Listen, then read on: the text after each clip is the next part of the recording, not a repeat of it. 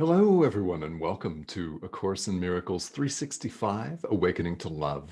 I'm your host, Tomas Garza, and we're coming at you a different time today. So as you've noticed, the time of this live stream jumps around a little bit. So we're here at a different time. We may catch some new people here. And if you're just joining me for the first time, thank you and welcome. And if you've joined me before, welcome back. This is a live stream that's dedicated to the teachings of A Course in Miracles. And if you are familiar with that, some of you are, this is a daily live stream. What we're doing right now is we're going through the workbook for students. And if A Course in Miracles is new to you, what this is, you may have heard about it. You may know people that have become involved in the study and practice of this thought system curriculum. It's not a spirituality unto itself necessarily. It's not a religion. It's not something that people have to join up and believe. Rather, A Course in Miracles is a self-study curriculum. It's a self-study guide in universal spirituality. This is one of the things that, to me, has been so wonderful and so attractive about this, because I, like many of you, have practiced a lot of different spiritual traditions in my lifetime. And I was raised in a couple of different Christian traditions. I've practiced Buddhism, shamanism, different world religions. I've studied a great amount. And A Course really brings everything together for me. I have been really involved with it since 2013. I like to say it found me. In other words, I was ready for this material 8 years ago. And I've been bringing this live stream to you just about every day here on Enlightened World Network since January. So it's been a lot of fun to interact with all of you. And if you are curious about A Course in Miracles, I want this to be as interactive as we can possibly make it. I love to hear directly from you. So if you're catching this live, thank you so much for joining me. Thank you for all of the likes, the hearts, the shares of this material with people in your circle that may benefit from this and that might also be very curious about it. And I love the comments. So I've been asking people different questions, and I've been asking people how spirituality has changed them. In other words, how you've transformed as a result of your spiritual practice. So if you have not yet answered that question, feel free to type that here in the comments. How has your practice, whatever that is, whatever that has looked like, how has that changed you and made you a different person? Are you more forgiving, for example? Are you more lighthearted? I mean, I hope that whatever your practice looks like, that the answer may be a resounding yes to that. So one of the beauties of A Course in Miracles for those that are new to this material is you don't have to give up your current traditions or practices. This can work and enhance right alongside everything that you're currently doing. And there are a number of people, I know several, I've worked with several that have maintained their spirituality of choice, their religion of choice, and used A Course in Miracles to help enhance their understanding, to help make their walk more rich and just more, well, more loving. I guess that's really the word that I'm looking for here, because this is all about love. A Course in Miracles is about removing the obstacles that we place to the awareness of love's presence, love being who we are. So diving into the workbook for students, we're on lesson 68 today. And lesson 68, of course, follows logically and sequentially from lesson 67. And lesson 67 is one of those ideas, and each lesson is, in fact, an idea that we take a look at today and practice throughout the day. The lesson 67 just lays it all out there. It says, love created me like itself. In other words, God created me like himself. Or if you prefer, herself or itself. Doesn't matter how you define God, right? Love created me like itself. So this is a statement of who we are and what has happened. And lesson 68 follows directly from that. So we really are talking about love today. Love holds no grievances. All right. That's today's idea that we're going to work with. That's love holds no grievances. So what we'll do here is let's go through the first paragraph of the commentary for lesson 68 today. Love does not hold any grievances. You were created by love like itself. So if you hold a grievance against somebody or something, you really can't know who you are. You've lost the thread, so to speak. To hold a grievance is to forget who you are. Comes right out and says this. And to hold a grievance is to see yourself as a body encased in this thing that is apparently speaking to you over this thing called a computer, and you're receiving it through the senses of this thing called the body. But to hold a grievance is to limit ourselves, basically. That's another way of looking at it. When reality is limitless, who we are, love who created us like itself, is limitless. It's abstract. A body is not abstract, right? It's finite and it has certain characteristics. We appear to be running around in it. In fact, it is a communication device through which we extend love, ideally. But as you know, we can also hold grudges and grievances against people, against things, against entire groups of people, and even against ourselves. Let's not forget that. So to hold a grievance is to see ourselves as a body. In other words, to limit ourselves. And we don't typically realize just what that means, do we? If we're really limiting ourselves, if we only see ourselves as a physical body, guess what? The physical body doesn't last. Yeah, doesn't last. We don't stay in it forever. And it is subject to the weather, no matter where you live. It's subject to aches and pains. It's subject to illness. It's subject to harsh words. It's subject to physical attack. It's quite limited. And what we're doing is when we hold a grievance, we're limiting ourselves. Love holds no grievances. Why? It's not capable of it. Either we're loving full bore, all in, or we're not loving. It really is an all or nothing proposition here. This is something that's central to the philosophy of A Course in Miracles, that if you're not extending love, then you are calling out for love. In other words, we choose either love or fear. Every moment of every day, we have a choice. We get to choose love or fear. So if we've chosen wrongly, unwisely in the past, and it's led to pain and suffering, which it has, then we have the opportunity right now in the present moment to choose yet again.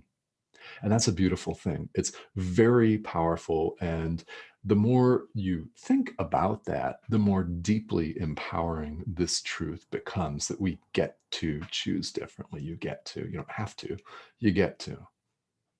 Very important.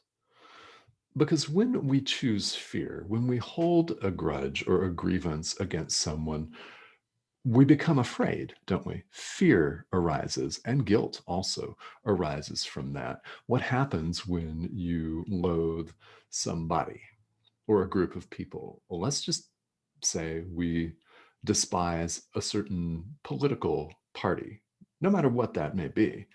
We see that a lot in today's world, which is of course, hyper-polarized. It doesn't take an advanced degree to read your news feed and see and hear, unfortunately, people attacking each other for all kinds of things, demonizing one another, saying this person is wrong, this person is not worthy, worse things than that, right? Things I'm not going to say here live. But you know what I'm saying here. You get where I'm going with this. What happens when you hold a grievance against an entire group of people? Well, you become afraid of them, don't you? You think they're out to get you. They think that they're out to mess with your life, to cut off economic benefits, for example, that they're here to rob you and deprive you of your freedom. Well, they're not. Why? Nobody can rob us or deprive us of our freedom, but we can choose fear and we rob ourselves. Other people can't do that. We can choose. We can choose when we're triggered how we're going to respond to a situation. We can choose how we're going to react. That we can choose. And we're responsible for that. So when we hold a grievance, fear arises, guilt arises. How often have you held a grievance against somebody and felt guilty for it, thinking, gosh, I really should move on from this? I think we can all relate. And if we think long enough and hard enough, and it doesn't really usually take that long, we can think of many different instances where we held a grievance or a grudge, or we held something against somebody. We did not forgive them completely. We weren't loving. In other words, we weren't loving, and therefore we limited ourselves. So we can, the workbook tells us, we can let these grievances go. It's a choice. It's a matter of motivation. It says that right here in lesson 68. You can let your grievances go. It is a matter of motivation. Do you want to? And think about this. What would your life be like if you did not hold any grievances at all? What would your life be like if you were, in fact, totally 100% 24/7 loving? If all you did was extend love, what would your life be like then? And that is what the practice periods in today's lesson aim to show us. With these practice sessions here, we aim to reach a place, even if it's just momentarily, even if it's just for a split second. The workbook says that even if that's all that you do is reach a place for a fraction of a second where you do not hold any grievances, that will supply motivation for lifetimes. When you have just this little glimpse of the way things really are, it is more than motivation enough. I can tell you that for sure from personal experience. You may have had the same experiences. It is more than enough motivation to keep with it. So we try today with practicing the idea, love holds no grievances, to reach that place. And what I do here on the live stream is, if you're following along in the workbook, you'll notice that each day there is some commentary on how to practice the day's idea. I don't spend an awful lot of time on that here on the live because, number one, that's a limited time frame here. Most of these are 15 to 20 minutes in duration. And two, we're all adults. So if in fact you have the motivation, then you will do the practice. Quite honestly, I mean, that's really the way it works. If you are motivated to do it, you will do it. If you are not, you won't. And no one is making anybody do anything here. I'm certainly not making anybody do anything. Yeah, this is a self-study curriculum, meaning you go at your own pace. And there are plenty of people in this world who start out on the workbook and stop for whatever reason and come back later on when they're more ready for it. And timing really, truly does matter. So if you have the motivation to do the practice sessions, that is absolutely wonderful. Now, if you only do a few, perfect. I mean, even just a fraction of a second is enough. This is the beauty of spiritual practice, which is why I encourage all of you, if you've begun the workbook, you're not doing it wrong. I do want to say that because people have told me this whenever I've led a group in the workbook. People drop out because they don't feel that they're doing it right. In other words, they don't feel like they're doing it correctly. Well, there is no wrong way to do it. Just your showing up and attempting even a single practice session, even if it's just repeating the day's idea to yourself, is of inestimable value. It really is. You don't lose anything. This is one of the beauties of spiritual practice in general.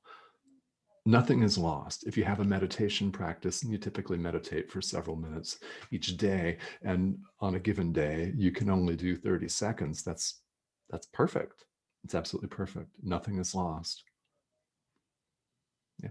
Nothing is lost. In yoga, someone's down dog looks different than someone else's down dog. My heels are probably never going to touch the ground, right? And then there are other people that are a whole lot more limber and flexible than I am, but that does not mean that I'm doing it wrong. I'm doing it right, in fact, by simply showing up and practicing. And this is the beauty of spirituality. Nothing, and I do mean nothing, is lost. So, what we're doing with some of these practice periods is we're scanning our mind, which shouldn't be too difficult to do, to identify people against whom we hold a grievance. That's a long list for all of us, even if we don't think it is. If you are honest with yourself, it's pretty easy to scan your mind and think about people and think about, yeah, I hold a grievance against this person. I hold a grievance against this political figure, for example, right? I hold a grievance against my mother, for example, or my sister, for example, my brother, my aunt, my next door neighbor, my next door neighbor's dog. Whether the grievance is monumentally large or small, it's still a grievance. And what we're doing here is we're reorienting and retraining ourselves. We're thinking of these people against whom we hold a grievance or a grudge and say, I would see you as my friend, that I may remember you're a part of me and come to know myself. It's a lot here, right? We're holding this person in mind and saying, I would see you as a friend, that I may remember you're a part of me. There's no separation of any kind, and come to know myself. When we forgive ourselves, because ultimately there is no separate person to forgive. Practice like this, a practice like forgiveness, a practice like extending gratitude, for example, um, yeah, whatever that looks like for you, is a way of coming to know yourself. Remember, love created me like itself. Love created you like itself. And love holds no grievances. Therefore, when we notice that we're holding one, we apply the antidote. Because as A Course tells us, someone is either extending love or they're calling out for love. What's the appropriate response when someone calls out for love? To extend love. This is a very, very powerful, a very deep lesson here. And it's so much fun for me to talk about this. Now, let's see who's joining me live here today. Now, if you're catching this on the replay, feel welcome to type in the comments how your spiritual practice has changed you. And what I'm going to do on here is I'm going to ask this very same question every week, every few days, so that we think about this. People quit A Course in Miracles, and that's what we're talking about right now. People quit other spiritual practices too because they don't feel that they're doing it right. They don't feel that they can do what's asked. And that's unfortunate because each of us can, even if we're only capable of doing 15 seconds worth of practice, like I've just mentioned here today, nothing is ever lost. That's very important. Nothing is ever lost. So if you have questions about A Course in Miracles, feel welcome to type that into the comment thread here. I do check these from time to time throughout the day. And thank you to all of you who are tuning in here. And for those of you catching this on the replay, just a reminder to ask yourself, okay, how has my spiritual practice changed me? I'd love to hear about that. And we will see you back here tomorrow. Again, this live stream is daily. Check the show guide on Enlightened World Network's Facebook page. There, every day, the beginning of each day, is the day's programming. And I will see you all tomorrow. Have a great weekend and a beautiful Friday. Thank you for joining me.